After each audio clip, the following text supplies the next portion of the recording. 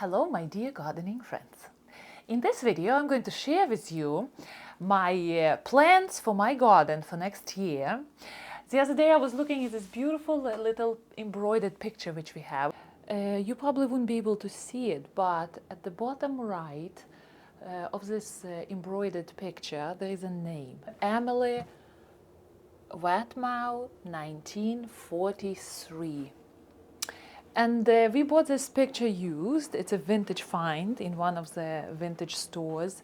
And I really have no idea who Emily is, but I know that she was embroidering this picture during the World War II, 1943.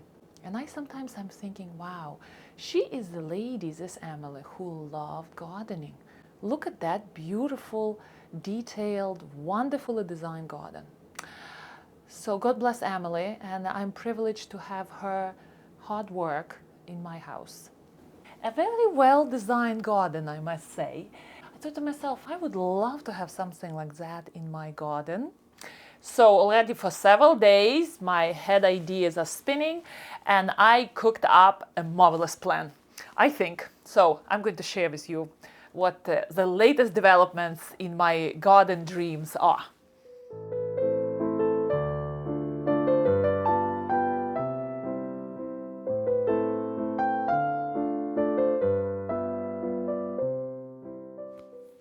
As you know from my previous videos, I have this arbor on the left side of my garden, and it came with a house. It's there for 10 years already and is getting quite wobbly at this point. So I never really liked the structural proportions of that arbor because it's so top heavy, it's so narrow, and it doesn't really add to the design of that corner of my garden. So now I think my design ideas are ripened enough to throw that arbor out and build my own arbor there. Of course, I was thinking when I started planning that garden how to approach this new arbor situation. I was looking into buying, pre-cut arbor, which I would just assemble myself. But I don't like that strict pre-made look of the arbors which are professionally done. At the beginning, I was looking into to make my own arbor with usual, raw lumber. But very successfully and coincidentally, during thinking about my arbor, I was reading this book by Peter Bales, and he's a famous British rosarian and hybridizer.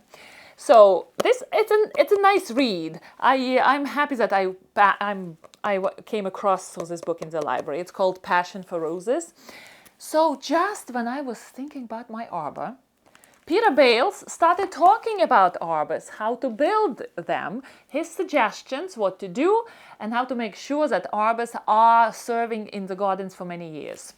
So I right away took my big gardening journal. I have this big book and it has many pages already written. But I started writing his ideas right away. And this is what I came up with. So this was my plan for 2021. And the biggest thing was I bought 100 of boxwoods, green velvet, and I was doing all sorts of designing ideas, trying to doodle and come up with a good placement for all those boxwoods. But the latest thing here is my large arch. And when I looked at this arch, and it looks a little bit awkward here, it's out of proportions a little bit. But when I saw this arch, I was looking at some private garden tour on Fine Gardening website, and I saw this arch. And the guy who designed this arch is a professional architect. And I said to myself, gosh, all these proportions are just wonderful. I am going to copy this arch to the best of my ability, and I'm going to try to build it myself. So from the very beginning, I was trying to think that I can use the usual lumber, but no. Peter Bales, look, he's suggesting upright poles, minimum thickness of 10 centimeters, which is 4 inches, should be sunk at least 2 feet into the ground. Oh gosh, so after reading all his suggestions, I gave up on my natural lumber right away because he says, and it makes sense, the quality and quantity of posts placed in the ground, that thing is very important. So the quality should be lumber which is treated. And I kind of don't like treated lumber because it doesn't look very well in the garden. It doesn't age right away from that ugly beige color into nice solid gray color, which fits in the garden so well. But what can you do? I think what I'm going to do, I'm going to go with the poles, the main weight-bearing poles. I'm going to go with the treated lumber. And I'm not sure if I would be able to do the construction like this. I probably would need for the stability to run a lumber stick here too. Two of them at the back and in the front. So this is going to be, oh gosh, a big project for this spring because I want to plant 2 roses here. And I don't think it's going to be Eden rose. I'm still researching what roses I want to do. But these roses will take over all the way on both sides. They will meet in the middle and it will look really interesting. Come, I will take you up outside and I will show you how I want to place that arch and how it's going to play with all other designs. But first I want to show you this little thing. Look at this. You see this thing? Oh gosh, how sweet that is. I like to cut different things from the magazines which I'm reading and put it in my garden journal. So I cut this out. Look at this cute little lady sitting on boxwood under the tree. So my daughter wrote, "This is mommy sitting and dreaming about her garden." Oh gosh, so cute. I love it. I'm going to, I'm keeping it around my journal, just keeping it as a little, you know, page keeper. But this one, look at this little lady right here. Look at this. My daughter doodled it. Isn't she a cute little lady? I'm going to stylize her and create a little logo for my YouTube channel.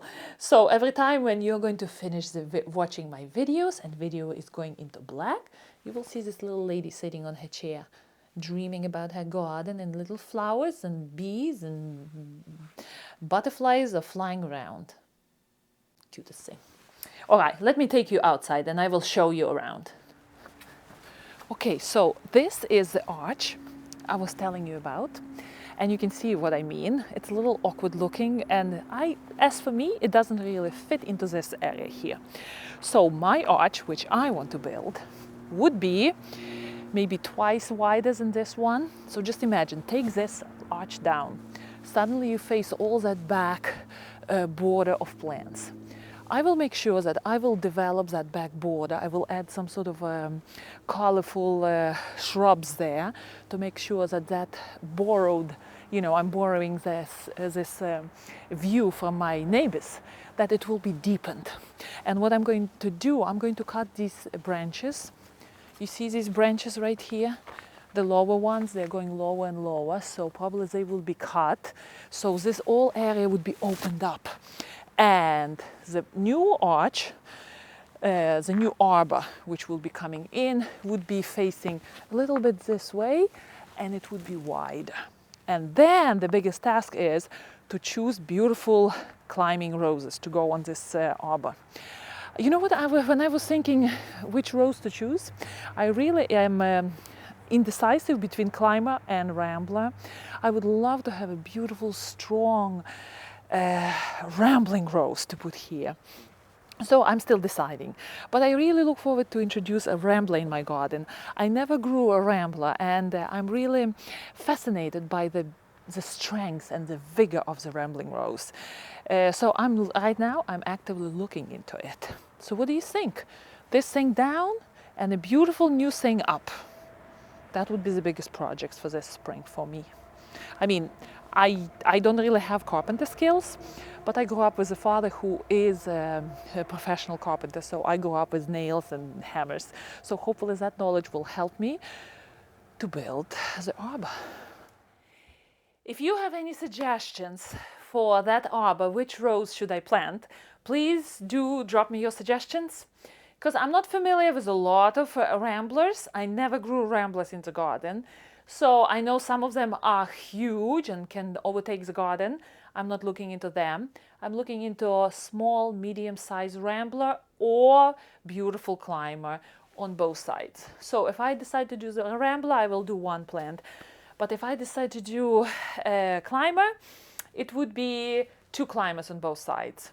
And right now I'm really tempted to buy a Strawberry Hill climbing rose from David Austin. And it's a charming rose, but I'm afraid a little bit that it's too small, not as high, and it wouldn't be able to conquer the whole arbor to the whole, to go all the way to the top.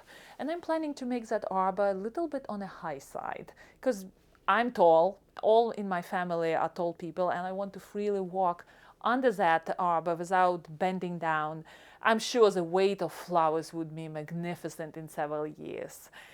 So this is a design for my garden, and some roses are coming in spring, so it will be a nice, busy, project-filled season next year. I will try hard to avoid the cabin fever in January, because usually it comes in January and February into our house. So I'm trying hard not to get excited about next year yet. I get busy with Christmas and all other things, because once that cabin fever gets into my skin, it's just hard to get out. I want to show you one more thing which I want to get into next year. Just look at this.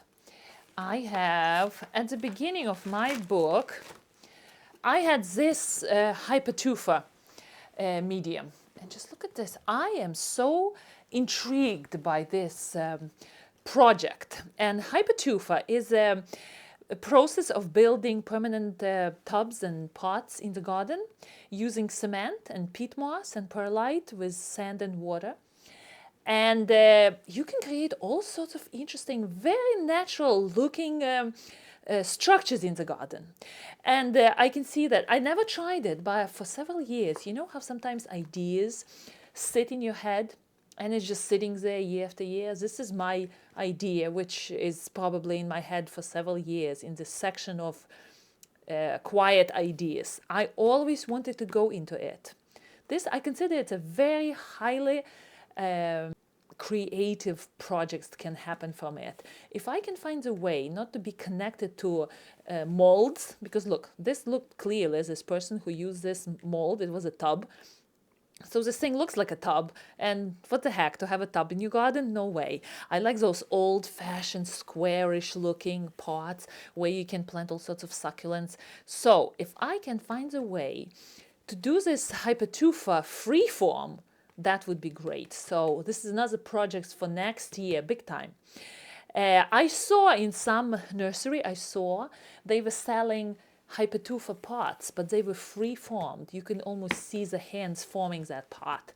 And if I can find out how I can do that, this would be the most highly creative thing I would be doing in the garden next year.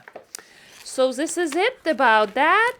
All my ideas are here, chugging along. Happy gardening, and I will see you next time. And if you have any idea for my arch, which rose to plant, write down under the video. Thank you.